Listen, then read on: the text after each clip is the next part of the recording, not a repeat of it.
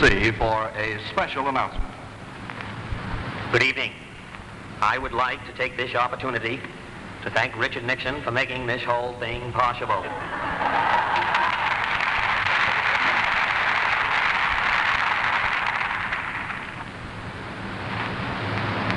Pierre, do you really think this will work? Well, we all feel that it will, sir. After all, we've done the press conference on TV in the afternoon for a long time now, and we thought it would be a nice change of pace if we did it in the evening.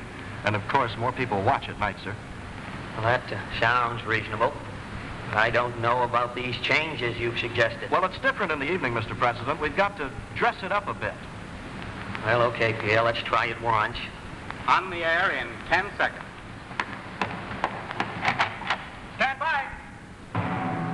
Live from the White House in Washington, D.C.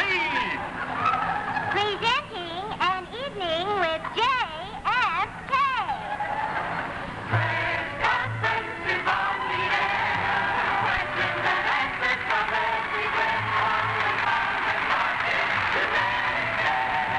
Your press conference is on the air. Yes, well, let me say... No, not yet, Jack. Famous newsmen are on the scene. They're left or right or they're in between. From the New York Times to Playboy magazine. Famous newsmen are on the scene. Yes, let me say this Jack, not tonight. yet. This press conference is aimed at you. With world-wide people fresh and new. Honest answers we've got them too. This press conference is for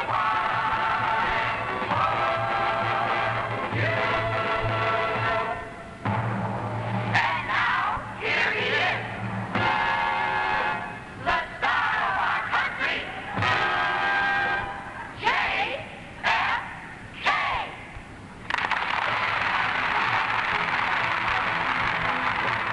Good evening. How sweet it is. First question, how about you, the gentleman in the rear? Yes, sir. I'd like to ask. Louder, I can't hear. There's a rumor going round about young Caroline, your daughter. She had another birthday. What is it that you bought her? We like to keep young Caroline on an even keel. We bought her an erector set, Bethlehem steel. The newsman that is seated there with him, I will ad-lib. I can tell from his evil eye he's from the Herald Trib. Sir, there is a question the nation wants to know. Would you tell us, have you seen your wife's great TV show? I haven't as yet seen my wife's TV extravaganza. How can I when it's always on, opposite Bonanza? There's a lady reporter whose questions haunt me like the Asian plague. Fasten your seatbelts, ladies and gents. Here is Mrs. Craig. I'd like to ask a question. I don't want you to get sore. Will Rockefeller be president in 1964? If I were living in New York, he'd be my candidate. It's the only way I know to get him out of New York State. Well, that's the way it is, my friends, the end of this week's show. And now I'd like to say one thing before I have to go. I have had a wonderful time answering in rhythm and rhyme. Your questions have been really sublime, so I've had a wonderful time. This has been a wonderful night, funnier than an evening with Dwight. And I feel like Huntley or Walter Cronkite. This has been a wonderful night. Now let me say, now let me shout, I don't know what all this is about. I confess, it's a mess, but it was either do this or get out. My advice is tell me to say, thanks, my friends, you've really been grand. Now I'd like an American hand for Lyndon Johnson, who backs me with his band. This is really been grand. We're a little late, folks, so good night.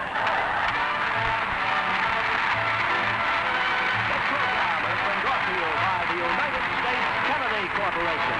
Makers of President, Attorney General, and Senators.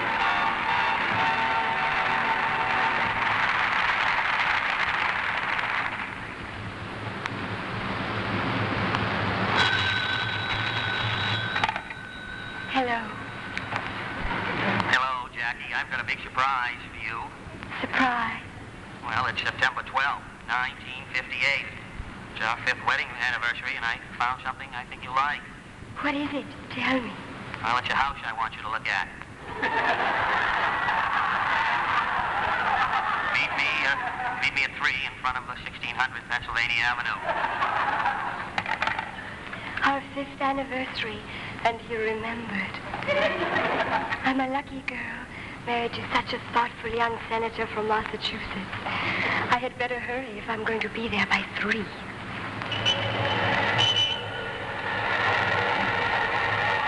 Hello, Jack. Hello, Jackie. I'd like you to meet the renting agent, Mr. Paul Butler. How do you do, Mr. Butler? It's a pleasure meeting you. Well, there's your house. How do you like it? Oh, it certainly is nice and large. Yes, it's beautiful. Oh, wait a minute. That's the Pentagon. You see, over there, that's the house I'm renting. The white one with the columns. Oh. You'll like it. I know you will. It's in excellent condition. You see, for 6 years now, the only tenants have been an elderly couple, a retired general and his wife. Is there room for children? Oh, we'll make room. We'll tear out the putting green. And sure, one more thing. Is there a Catholic church nearby? Well, no, not at the moment. There's never been a call for one. What about shopping? Oh, yes. There's a shopping center that includes a shoe repair shop, a drugstore, a movie house, and a large supermarket. Where is it located? In the West Wing. Well, it sounds good to me. Well, of course, we'll need 2 references from responsible people. You do know 2 responsible people. Certainly. There's my brother Bobby, and there's my brother Teddy. Yes, well, what do they do? It's not what they do now that counts. It's what they're going to be doing if I take this house. Please, you really should take it. Well, what do you say? What do you think, Jackie? If it's really what you want, dear. So how long a lease do we get, Mr. Butler? 4 years. But if you like, I think I can get it for 4 more. All right, I'll take it on one condition. Well, what's that, sir? I want an option to buy.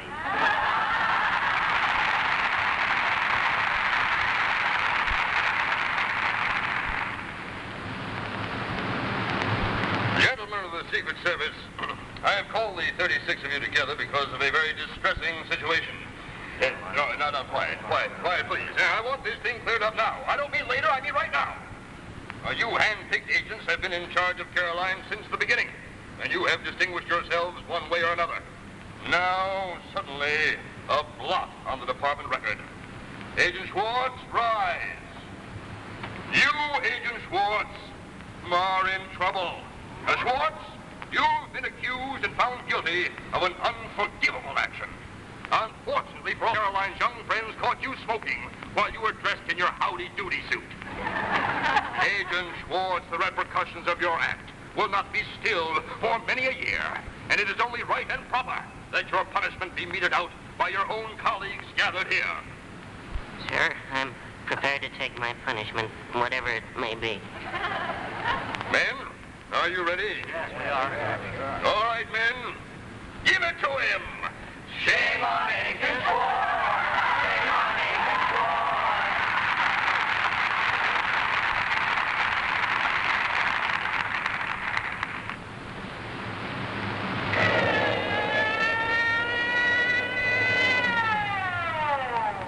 What is it, Pierre? Why are we stopping? Well, I don't know, sir. There's a man up ahead flagging us down. Howdy, gentlemen. Welcome to Akula County. Thank you, sir. Now, if you will just tell us what the trouble is, we're kind of in a hurry. Well, the trouble is you're in too much of a hurry. You have exceeded the speed limit, and thereby you have broken the law. Excuse me, Sheriff, but this is the President of the United States. Well, it's a very great honor to meet you, sir, and welcome you to Akula County, and you're under arrest. Now, look, sir, we're in a hurry to get to Camp David. And these 67 cars are filled with dignitaries, and we must move ahead with vigor. Well, I'm afraid not. They're under arrest, too. Here, get on the car phone and call the mayor. Yes, sir. You can go and call the mayor, but he's not in his office. Where is he? Speaking. All right, let's get to court and get this over with. We're really in a hurry. Well, if you're in that much of a hurry, I guess I can accommodate you. This court is now in session. Judge Harlow Tompkins presiding. You have been brought before this court on charges of speeding by Sheriff Harlow Tompkins. How do you plead, guilty or not guilty? Not guilty. Well, I suppose you people could stay at my boarding house while we're getting together a jury. It's fishing season. Everybody's up in the mountains. Well, I'll be back in a week or so. Never mind. Guilty. What is the fine? We really must Gentlemen, go. you made a wise choice. Now, let's see. That's 67 cars. At $10 apiece, that's $670. Here, pay him and let's get out of here. Well, I'm terribly sorry, sir, but I don't have that much cash with me. Adlai? Sorry, Mr. President, I don't have it, I'm afraid. Gentlemen, that's $670, please. Well, that's ridiculous. 667. Sir, would you mind letting me talk to him? Well, Alf, it isn't necessary. 670. I think, sir, that if at this particular time you examine the situation, sir, you will 680. There, you did it again. How about a check, sir? Well, the only place you could get a check cash would be the bank, and it's closed. Well, let's call the president of the bank and ask him to open the bank. Where do I find the bank president? Speaking. Look, sir, I've got Prime Minister Macmillan and General de Gaulle waiting for me at Camp David. If you will permit us to go on to Camp David, I will get $680 and send it back to you by a special messenger. Well, I don't want you to think I don't trust you, but my mind would be considerably eased if you would leave one man behind as security. Now, I keep a nice, clean jail. I don't think he'd mind too much.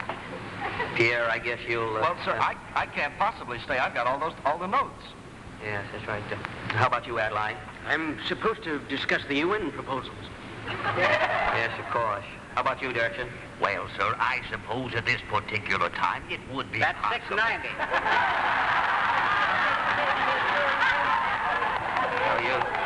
You, I guess you'd better come with us, yeah. We can't afford to leave you here. Well, how about that Army private standing over there? Well, he's supposed to carry the flag, sir. Oh, we'll have somebody else carry the flag and leave the private here. Now, who's going to carry the flag? Well, I guess I can. Thank you, Wilson.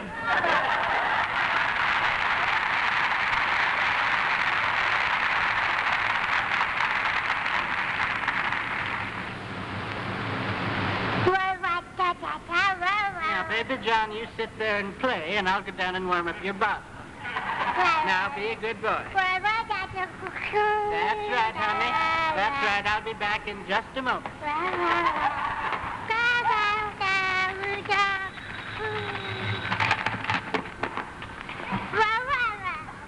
have the White House on the line. Mr. Khrushchev ready to speak? Yes. Kennedy. Hello, this is Premier of Soviet Union, Khrushchev here. I got no time for hello, how are you? Listen, Kennedy, I'm calling you directly to tell you I have signed pact with Castro. I intend to back him the limit. Now you stay out of Cuba because I am behind Fidel 100%. Don't holler on me. The people of the USSR are behind me. Red China is behind me. And I tell you now, we will not back down. Don't you be so nasty. I mean what I say. I don't want to talk about it. anymore. Castro's my friend, and you and your government are not going to push us around. Goodbye. Vladimir. Vladimir? Tell Fidel get the missiles out of Cuba. I never heard Kennedy so angry.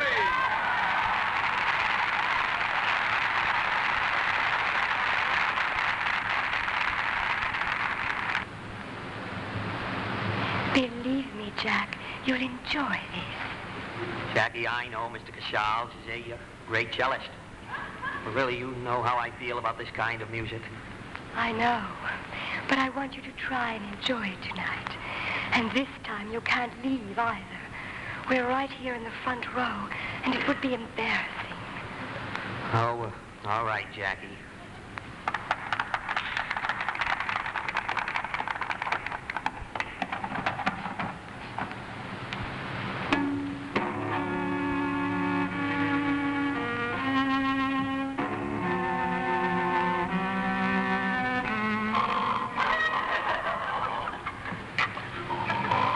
That runs the concert. Jack! Jack! Oh, all right. Mr. Casals, wake up, please.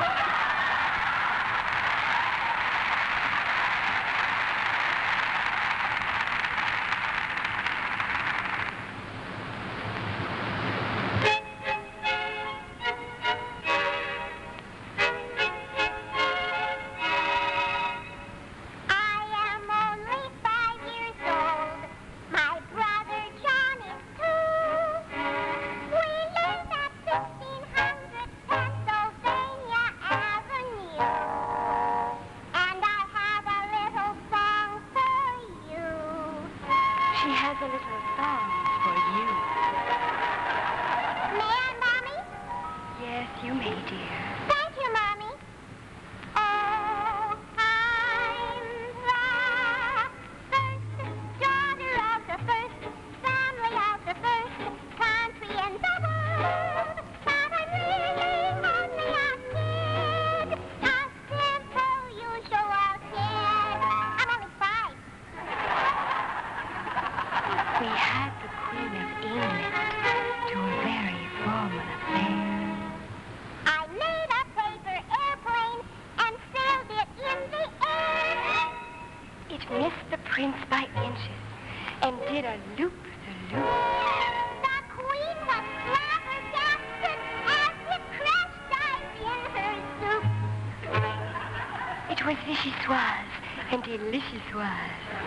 I'm the first daughter of the first family of the first country in the world. But I'm really only a kid, an average American kid. Next year I'll be 6. Mr. Khrushchev's head was large and bald, and one night there was rain.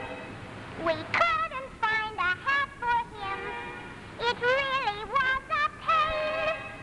Daddy's hat was much too small, and Uncle's head too big. So what did I do? Why, naturally, I gave him Mommy's wig. It was my Peggy Lee wig. I'm the first daughter of the first family of the first country in the world. But I'm really only a kid, a normal, everyday kid. But she's maturing. I sat at Daddy's desk one day while he talked on the phone. I sat there by myself a while and ate an ice cream cone. The ice cream slipped right off the top. It really was a mess. Do you remember Daddy's famous chocolate State of the Union address? Oh, she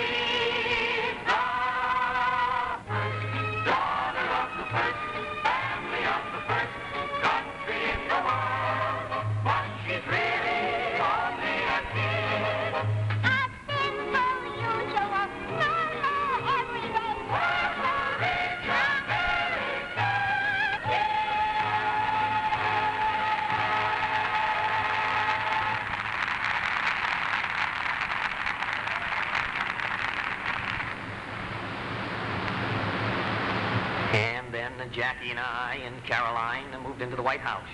Jackie made a few changes, and it turned out beautifully, I thought. My first big test came, of course, with the steel industry, as you may recall.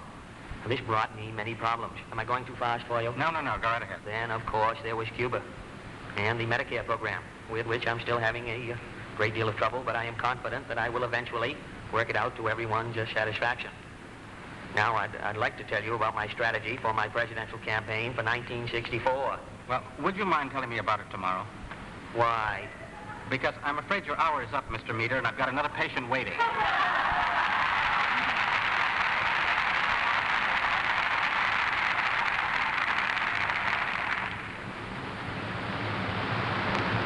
Forward, march!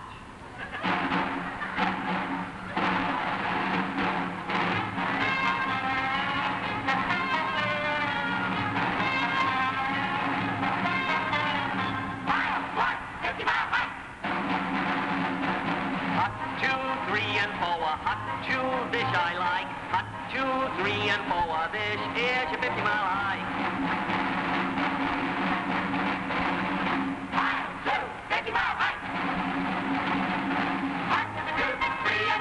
Come on, lift your knees, hey, yeah, how you feeling? Get me a taxi, please.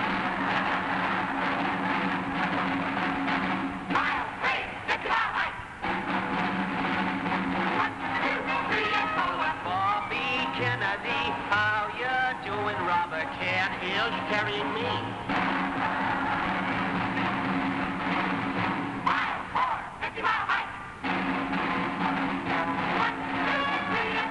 Jackie, don't you frown. Hiking's really easy. Not him, and even now.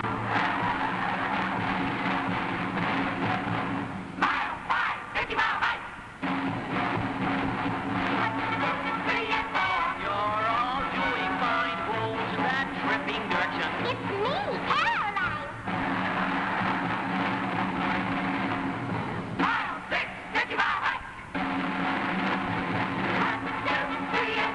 Five hours out of town. How's my baby John? Pencil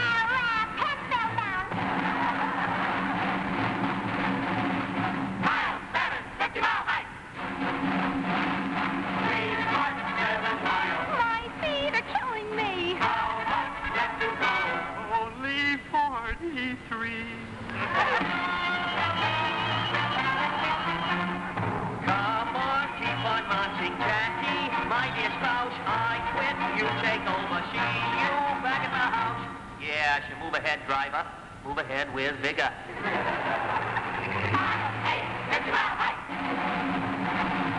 Hut, 2, 3, and 4. Hut, 2, this you like. Hut, 2, 3, and 4. Him and his 50-mile hikes. Hut, 2, 3, and 4. Pierre, get off your knees. Hut, 2, 3, and 4. Taxi, taxi, taxi, please.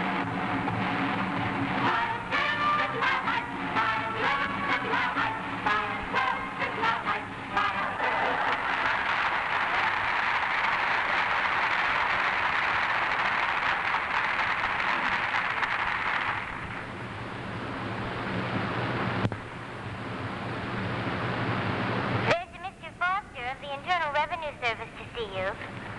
Oh, yeah, see, the tax bill. Send him in.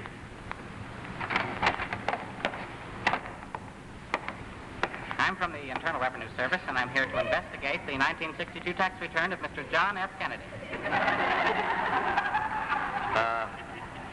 He was here just a few minutes ago. I just don't know where he could have gone. I'll get right to the point. How much did you make last year? You know, he was as close to me as you are now. I just don't know where he could have disappeared to. Please, sir, your 1962 return? Oh, yes, my 1962 return, certainly. I made, what do presidents get? $100,000 a year. So that's where the 100,000 came from. It's a funny thing, Jackie and I were going over the household budget. There was this 100,000 we couldn't account for. Now, what can I do for you? Are you salaried or self-employed? Salaried, for the moment. Okay, now let's check your deductions. Under medical expenses, I see you have 23 rocking chairs. Now, you must admit, sir, 23 rocking chairs is a bit much. Let's settle for 8. 10. 9. That's a deal. Now, you show restaurant bills here for $371,000. And only $3 in tips. I'm from New England. Well, I never thought of that, yeah. Now, let's see about your itemized list of travel deductions. Washington to Palm Beach, to Washington, to Hyannisport, to Washington, to Palm Beach, to Washington, to Hyannisport, to Washington. Yes, but you'll notice the next day I didn't go anywhere. And the rest of your return has the same extravagant claims. Now, I ask you, sir, put yourself in my position. To get a return like this is to laugh, sir.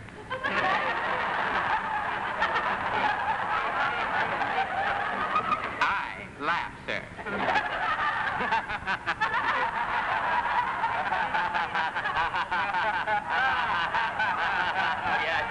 This is no laughing matter. You are in trouble with the United States government. According to these figures, which you yourself put down, you show a total income of $100,000, and your deductions amount to $2,348,617.83. How about that? Sir, I'm going to lay it on the line. You have obviously not reported all of your income for 1962. Now, we at the Bureau are well aware that you just sold over 4 million albums. You, sir, are the biggest selling president of all time. No, but just a moment, Mr. Foster. That wasn't my album. Oh, isn't that wonderful? Yeah. 4 million albums and it hasn't gone to your head. Well, if it wouldn't be troubling you too much, would you, could you do one line from the album for me, the Rubber Swan line? You know, the Rubber Swan is mine. That's the Look, I tell you, I didn't do that line. You do own a Rubber Swan, do you? Well, yes, I do. But I didn't make that album. No, of course you did. Of course you did. But look, just the two of us. Do the line. Nobody will hear. Go ahead. You really want to hear me do it? I would love to hear you do it, yes. Well, I've only done it once or twice. Go ahead. The Rubber Swan is mine. Well, I guess you didn't make the album. I'm sorry to have bothered you. I'm afraid I've made a mistake. Thank you, and good afternoon.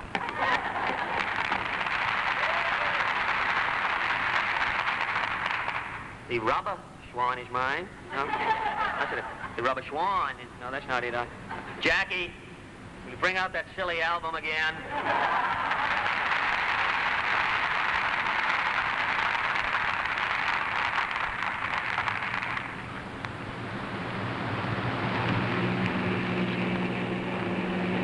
Well, it's good to get out of the house sometimes. Yes, and I hear it's a wonderful movie. It's opening tonight, you know. Yes, I hear the picture costs millions. We're approaching the theater now, sir.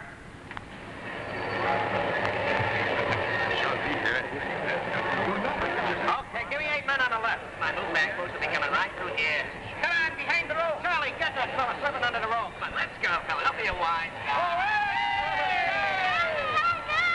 I'm through. Move back. Oh, isn't he beautiful? Jack, this is terrible. Crowds pushing and shoving. Jackie, what's the sense in kidding? It's part of the penalty of being in the public eye. Quit shoving. I'm not shoving. He's pushing me. I'm not pushing. We want to see Elizabeth Taylor just as much as you do.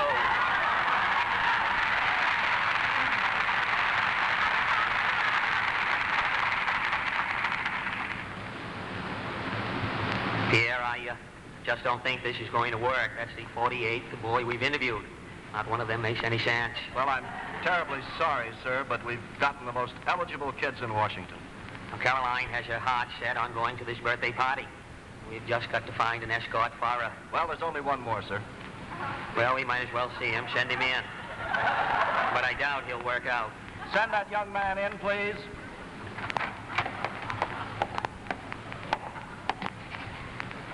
How do you do, young man? I'm fine, sir. Thank you for asking, sir. And may I say, it is an historic moment for me to stand in the shadow of a man who single-handedly challenged and defeated the largest steel organization in the world. Pierre, I like this boy. Sir, when your intermediaries approached me and bid me to appear before you to be interviewed for this pleasurable mission, I felt the same trepidation that you must feel when faced with a critical and a hostile Congress. But with the inspiration instilled in me by a brilliant...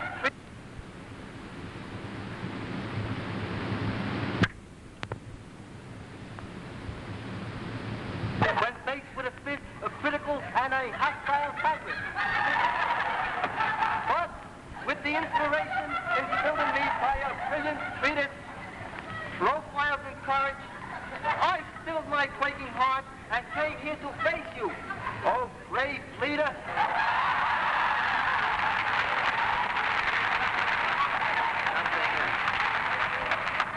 Something tells me that you and Caroline are going to have a lot in common. I trust my gift of flowers to your daughter was not too presumptuous. And, sir, may I assure you that my chauffeur is her chauffeur. Her wish, my command, my disposal. See my entire life on the magnificent image which you have created. Pierre, tell Caroline to get dressed. Young man, you may escort Caroline to the party. My heartfelt gratitude, sir. By the way, what is your name, lad? Barry Goldwater, Jr.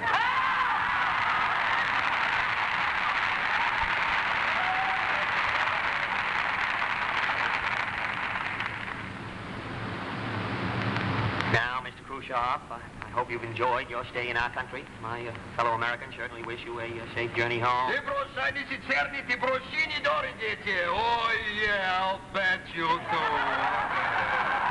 Mr. Khrushchev, I hope you enjoyed the parade in your honor this afternoon. Spitballs? Confetti with rots? Oh, some parade. 2 Volkswagens and a bicycle.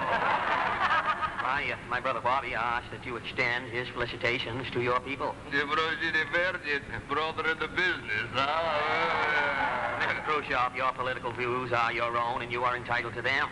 When you bring my family into the conversation, you're going too far, sir. We got better Attorney General. We got better Peace Corps. We got better actor than Peter Lawford.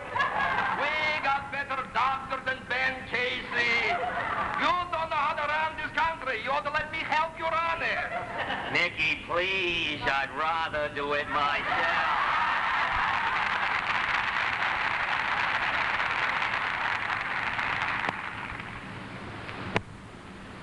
Now, fellas, I call the meeting of the 3 of us because there is a family matter that needs discussion.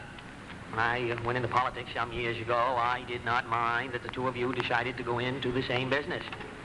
However, there is one problem that has been created as a result. Now, I'm the older brother, and I had this voice first. And I do believe that you 2 should find your own voices just like I did. Now, just a minute, Jack. I don't see any similarity at all. I have to admit, Jack, that Bobby is absolutely right. I don't see any similarity either. Something must be done. Now, Bobby, it might just be a matter of a change of a few words. Now, for instance, let's take a word like vigor. I say vigor. How do you say vigor? Vigor.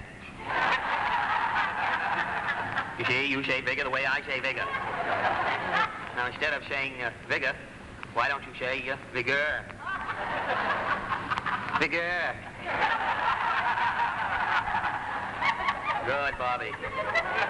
See, the trick is to take the edge off the voice. The change should be significant. For instance, try this famous sentence of mine. Let me say this about that. Do not ask what your country can do for you. Ask rather what you can do for your country. Why, let me make a judgment on that. Judy, do not ask what your country can do for you. Ask what you can do for your country. Yes, that's very good, Bobby. Perfect. Now you've got a brand new voice. Okay, Teddy, you try it. All right, you guys. Let me make a judgment on that. Do not ask what your country can do for you. Ask what you can do for your country.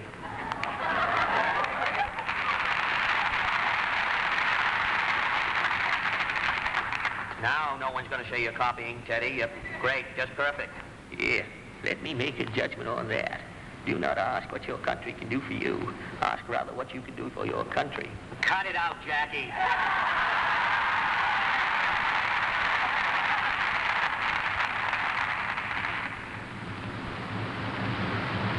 Jackie, where's Baby John?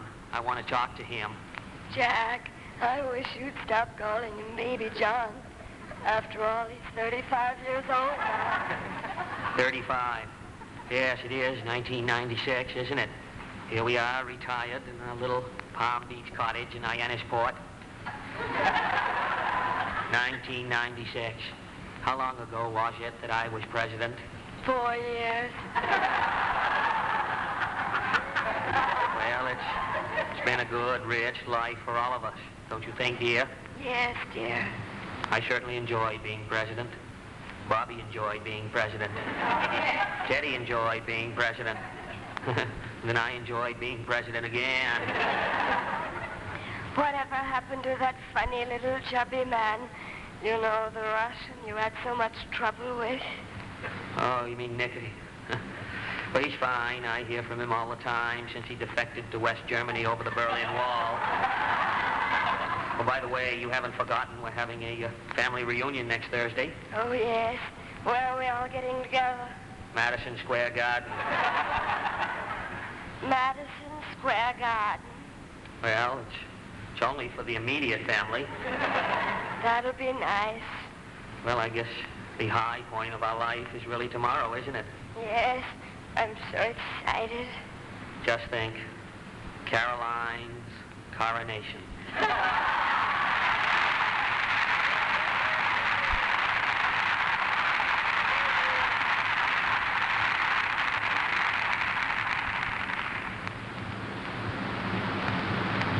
Ladies and gentlemen, today's political world is complex, confusing, and bewildering. In an effort to give you a better understanding of the issues and the answers, we looked for the truth, and we found it. What you are about to hear is an actual recording made by Vaughn Meter at the Alexander Robertson School on 95th Street in Central Park West in New York City. The experts are members of the 2nd, 3rd, and 4th grades. Do you know who I am? Yes, Who am I? you're not the president, but you're the imitator. Who is your president? President Kennedy. What does President Kennedy do? Write letters, inspect Cuba, talk to Khrushchev, What do you think the president does? Go ahead. find papers in election. The president's a politician. I don't believe it. Why, what would you do if you were president? I'd sit in bed all day. What would you do if you were president? I'd send people to jail. You think it'd be good to be president? I think it would, but I said sometimes because everybody crowds around you. Yeah, I mean, when it gets tiring, everybody crowds around you, and you have to always talk, and you feel like fainting. Are you a Democrat or a Republican, Judge? A Democrat? Why do you think you're a Democrat and not a Republican? Because I belong to the United States. Are you a Democrat or a Republican? I make things fly. Are you a Democrat or a Republican? Democrat. You're a Democrat? What's the difference? I don't know that. What's the difference between a Democrat and a Republican? President Kennedy was a Democrat, and I didn't remember. What's the difference between a Democrat and a Republican? One's fat, one's thin. You're all three Democrats. Why is that better than being a Republican? Because I'm one. Does your daddy pay taxes? Yeah, my family's a taxpayer, but my kitten isn't. Who do you suppose is the greatest man in the world? The president. Who do you think? My father. And who do you think? Jesus. All of you know Governor Rockefeller. What do you think a governor does all day? Collects income tax. How many hours do you suppose a governor works in one day? 12. how many hours does the president work? 24. How many do you think Mayor Wagner works a day? 6. Who knows who Mr. Nixon is? Go ahead. Former president. How many hours do you think Nixon works? He doesn't. Why doesn't Nixon work? He's sad because he didn't become the president. How much money would you like to make in a week? Well, $110. How much money would you like to make a week? I'd like to make $1,000 billion, $100 trillion in a minute. Who do you think makes that much money? Rockefeller. Rockefeller. What is a communist? Somebody who's not free. You like Nikita Khrushchev? Yeah. You know who Fidel Castro is? The premier from Cuba. Do you like him? I've never seen him. Do you know who Mr. Castro is? He's the leader of Cuba. What does he look like? He's bald-headed. You know who Fidel Castro is? A Martian. He's a bad boy. How many other presidents can you name? Washington, Lincoln, Truman, Eisenhower, Kennedy. Yeah. Who do you think was the best one? President. I mean, Kennedy. Kennedy.